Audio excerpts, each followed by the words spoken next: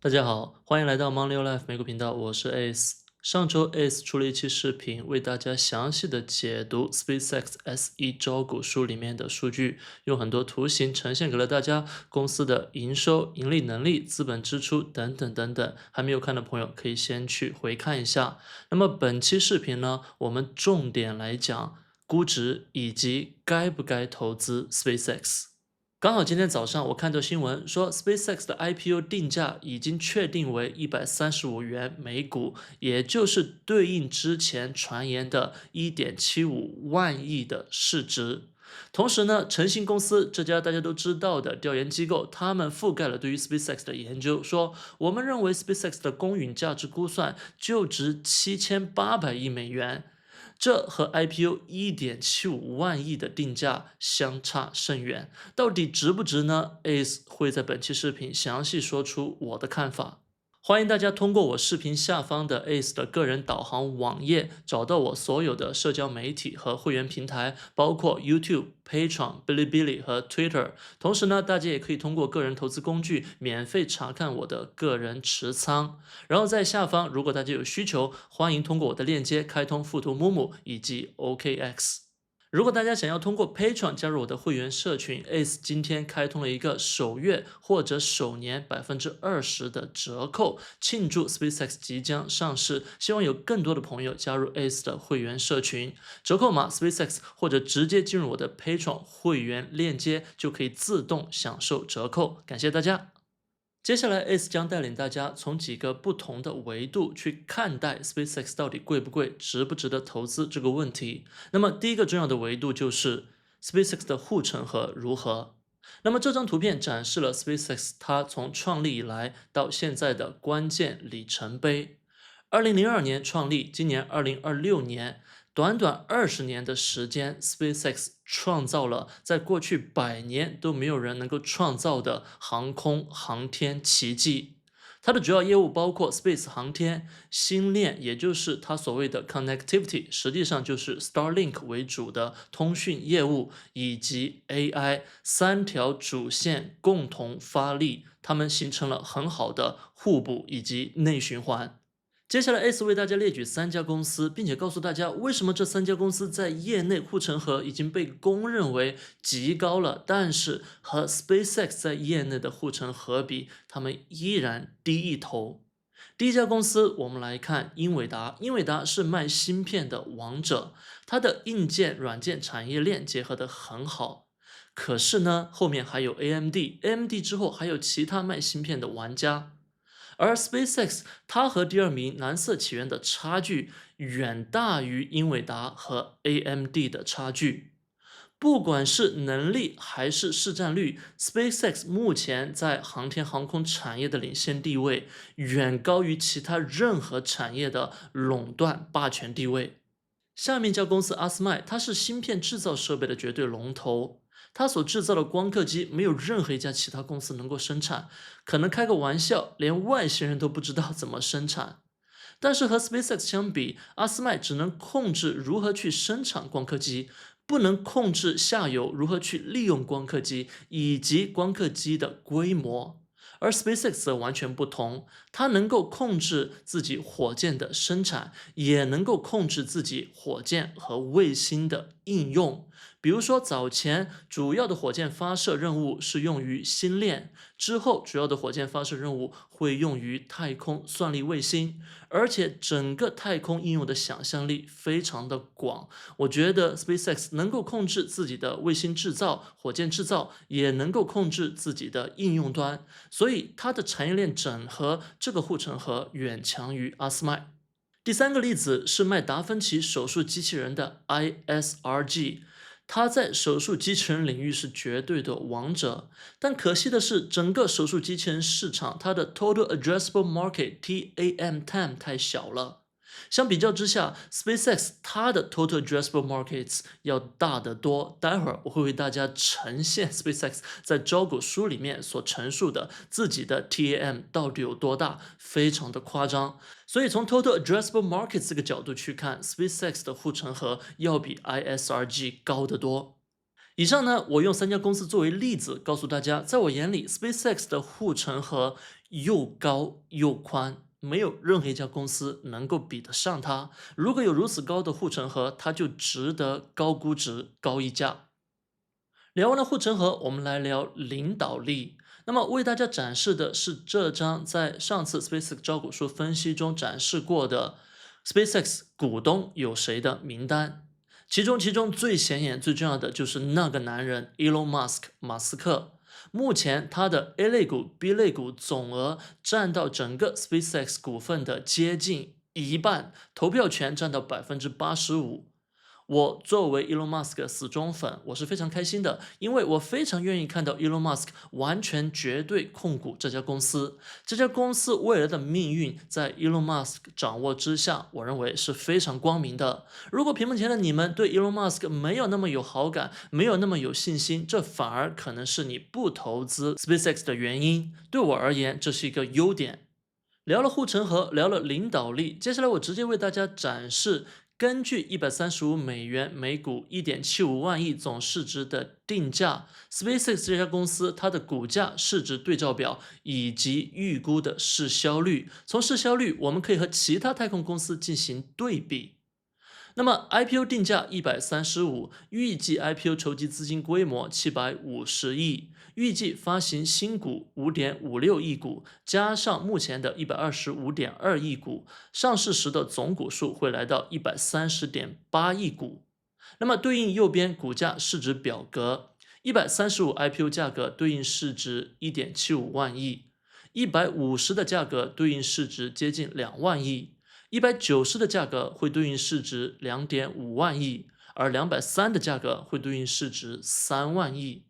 你觉得哪一个市值规模你可以接受？对于 ACE 个人而言，只要是2.5万亿，我都会比较激进的去买入 SpaceX 的股票。我说的是上市当天就直接建仓。而对应右边的市销率，如果是135的 IPO 定价，2026年底考虑到 xAI 租赁算力的营收，它的市销率是54。如果明年呢，这个市销率会猛烈的降低到只有33，所以对应135的股价，其实它的市销率还好，我个人是可以接受的。SpaceX 它既是太空公司，又是上市公司，所以接下来我通过2张表格，将它和其他太空公司以及和 AI 领域的 Anthropic 和 OpenAI 的市销率进行对比。首先来看和其他上市太空公司的对比，这张图展示了 RKLB、PL、FLY Fly、BKSY Black Sky、VOYG Voyager 以及 LUNR Intuitive Machine 这6家目前上市公司的市销率。请注意，刚刚 SpaceX 是截止2026年年底的远期市销率，这里这6家上市公司，因为我使用的是 Seeking Alpha 的图表，它展示的是过去12个月的市销率，所以呢会稍微滞后一点。不过没关系，我们还是可以大概对比的。RKLB 的市销率最高100，其次是 Planet Labs PL 接近50，接下来呢就是 Fly 以及 BKSY 是20左右，再接下来就是 VOYG LUNR 只有10几。那么明确的可以看到 ，SpaceX 的市销率2026年年底50多，2027年年底30多，其实处于这个区间的中位偏上一点，并不是绝对的最高的。接下来再来看和2家炙手可热的 AI 公司 Anthropic 以及 OpenAI 的对比，特别是 Anthropic，因为这家公司在几天前才宣布新一轮融资，融资后的估值规模达到$10,000,000，而它也宣布自己已经秘密提交了上市招股书。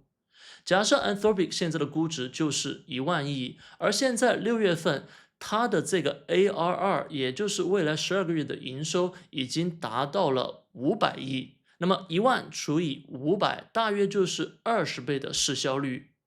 对于 OpenAI， 这里我们不提具体的数据，但是市销率应该会比 Anthropic 稍微高一点。所以今年2026年底 ，SpaceX 50多的市销率是高于 Anthropic 以及 OpenAI。明年 SpaceX 市销率降低到30多，我相信也会高于明年同期的 Anthropic 以及 OpenAI。毕竟 Anthropic、OpenAI 他们是 AI 公司，他们的营收增速真的非常快。但是其实我有理由相信 SpaceX 会追上来，为什么？就是因为它现在开始卖算力，不仅卖自己地面的算力，未来会卖太空的算力。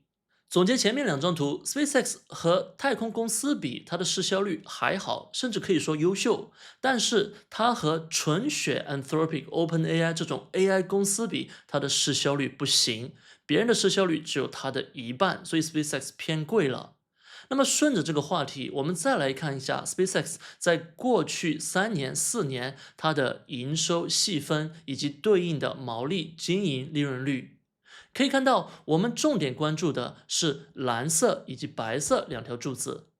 蓝色是 Starlink 新链的营收，2023年38.7亿，然后2026年预估是会超过170亿，暴增非常多。可是我认为大家更应该关注的是白色的柱子。白色柱子2025年代表 AI 营收只有32亿，但是2026年预估会达到126.6亿，主要原因就是因为 OpenAI 选择把部分算力卖给了 Anthropic。这是让 SpaceX 投资者非常开心的一个消息。尽管马斯克随后多次强调，我们的算力不会说一直就卖给 Anthropic，如果我们需要的话，我们会自己拿来用，开发自己的模型，然后产生更多的 AI 应用方面的收益。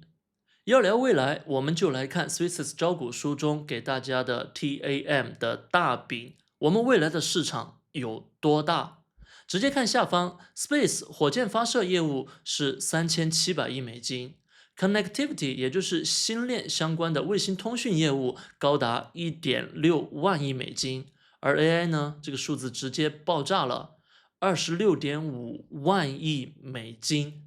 所以整个 AI 的 Total Addressable Markets 远高于其他所有的业务，这就是我们决定投资 SpaceX 未来的关键所在。目前公司的基础还是 Starlink 星链。目前公司预估宽带通讯的市场规模高达8400亿美金，而星链本身已经占据了1000万以上的用户，未来的用户规模还会更大，未来 SpaceX 在星链宽带通讯的市占率会更大。另一块就是 Starlink Mobile， 现在还没有起色，但是未来会迅速爆发的业务，手机直连卫星通讯。在这一块，公司给出的市场规模也是高达7400亿，和刚刚的 Starlink 宽带其实是几乎一样的规模。所以只看这两块 connectivity 通讯业务，我们已经看到 SpaceX 的市销率会迅速的下降了。而对于后方的 AI 26.5万亿的大饼，我们先别扯远了，后方这4条柱子我们暂时不看，我们暂时只是关注 AI infrastructure 这部分2.4万亿的 total addressable markets。如何去挖掘这2.4万亿美金的市场规模，其实就是 AIDC 太空算力卫星。马斯克已经把地表的算力卖给了 Anthropic， 而且制造成本和营收相当的划算。这个我在上一期视频已经为大家解析过数字了。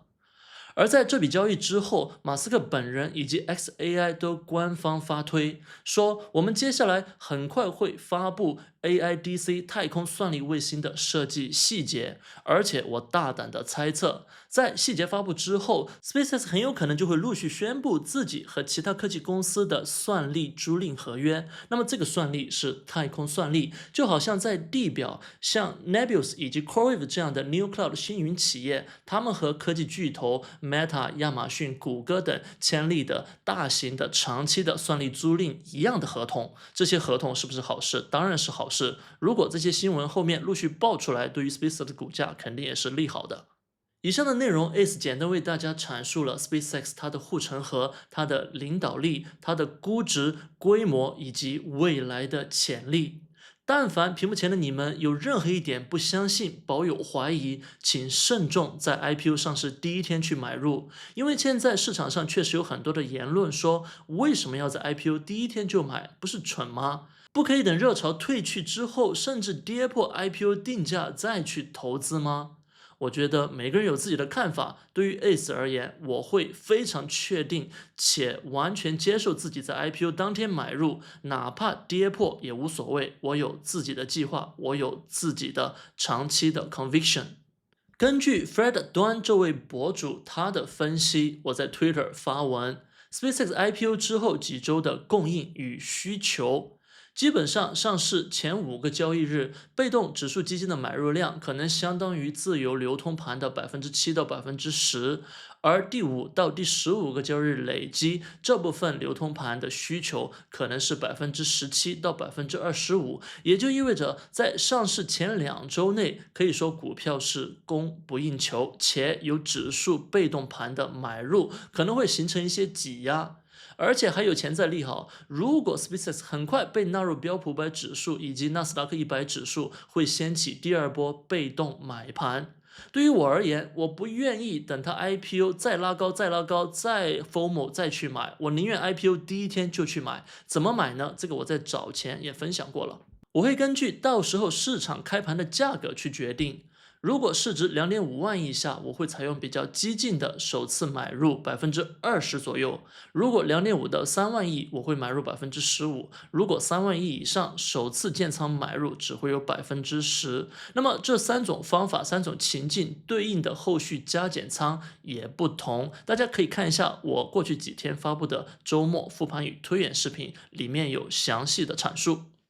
对于 ACE 而言，我会非常坚定地执行这一套计划。首先，我有补仓的后手，如果它真的跌破我的买入价格，甚至夸张到跌破135的发行价格，我会进行补仓。其次呢，我今年的收益还是不错的，我已经心理上做好了最坏的打算，也就是2026年在投资 SpaceX 上暂时不赚钱。最重要的就是我有 conviction。我相信马斯克能够带领 SpaceX 创造更多我们想象不到的未来。这个未来真的不是说口头上画饼，而是基于我对太空产业以及 SpaceX 的了解。屏幕前的朋友们，如果你不够坚定，那么请你要特别小心。你可能想去等它跌破发行价，但是当那一天真的来的时候，可能你还会怀疑自己到底买不买呢？135会不会再往下呢？如果你买的下手之后，它的股价波动回弹又来到了2万亿、2.5万亿，股价来到200左右，你赚了一些钱，可能30%-40%，你没有 conviction， 直接就犹豫卖出了。随后，当它的股价再次飞升的时候，你享受不到后面大部分的收益。所以我们不要在乎股价短期的波动，还是那个老问题。你是否真的了解并且信任这家公司？你是否打算长期持有，忍受中间的亏损以及波动？感谢大家观看我的视频，希望大家能够订阅我的 YouTube 频道。我们下期节目再见。